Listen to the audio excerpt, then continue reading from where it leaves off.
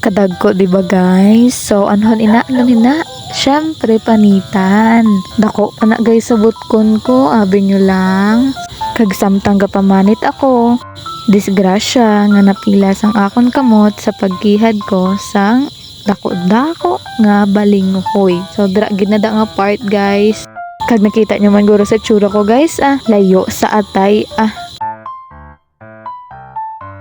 Kag nagpadayon ako sa pagpanit sang akon nga mga palanitan. Syempre kadamo na kadagko pa.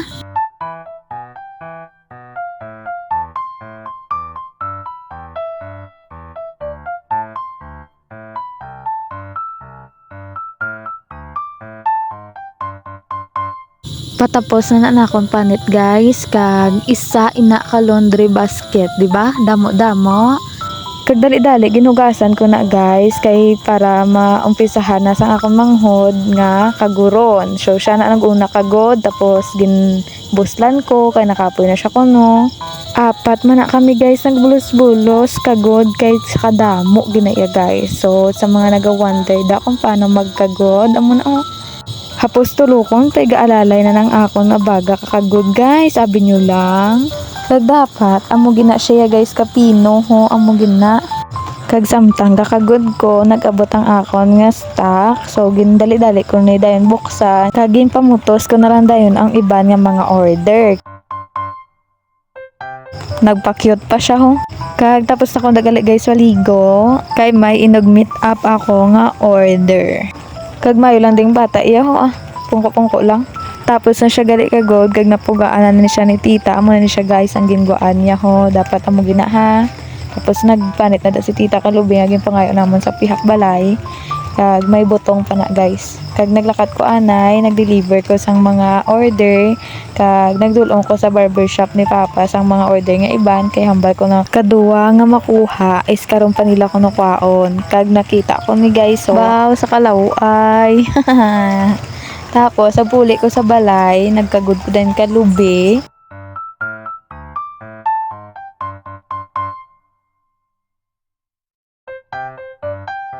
Damo-damo na guys ang karagudon ha. Hindi lang ako na nagkagod. So, nagpabulos ako da sa manghod ko. Kaso kay wala yaman gyapon na ubos. So, nagkagod naman ako liwat.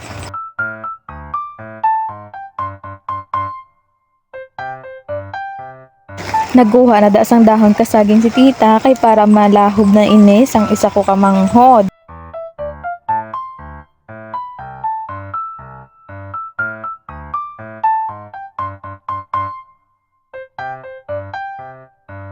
Isang papuli gali ko gina guys nang bakal ko sang raspador.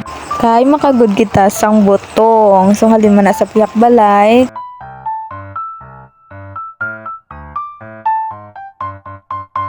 Tapos kagod kalahin butong naman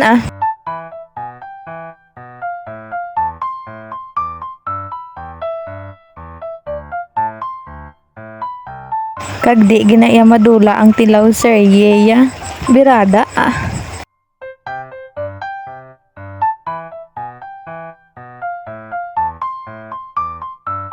Wala pa na kontento sa isa, nag-isa pa gid ho. Baw, araw-araw.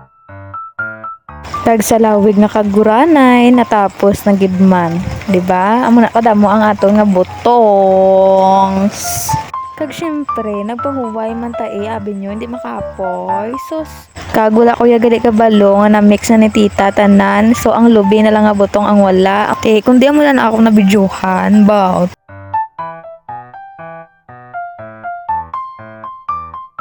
Napaagi na gali sa kalayo ang aton nga dahon kasaging. So gintrapuhan ko na ni ini amat-amat kay mamotos na kami.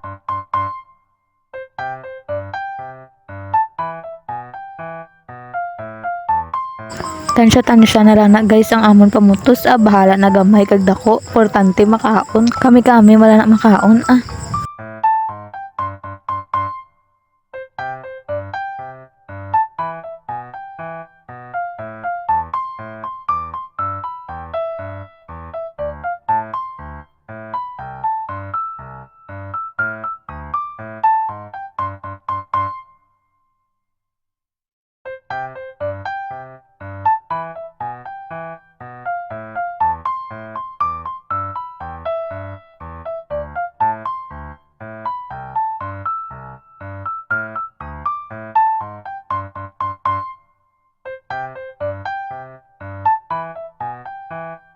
Sa padayon namon nga pagputos, syempre natapos na gid man kag ginpang salansan ko na ni ini sa kaldero.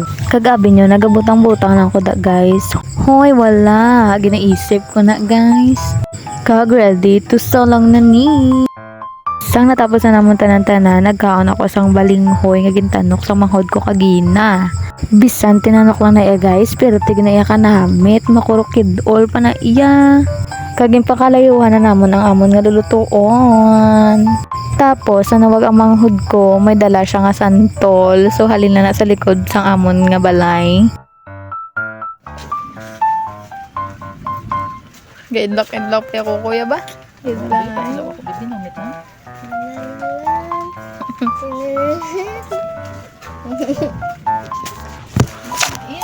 Tamis na dagan. Hindi nyo pagkuhan ng sky din na, daman nila parang. Tamis?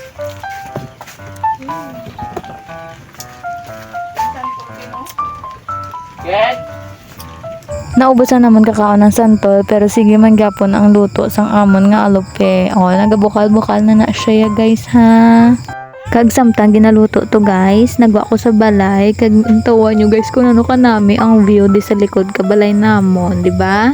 Kag sa lawig nga niluto ay naluto na gid man guys. O, sa tanan nga kabudlay nga proseso, ang tawon ta pagid abi kung hindi pagid ninamit. O, di ba? Di ano pa nahulat nyo? Kaon ta! Kag diri na lang tubtob ang aton nga video. Thank you for watching!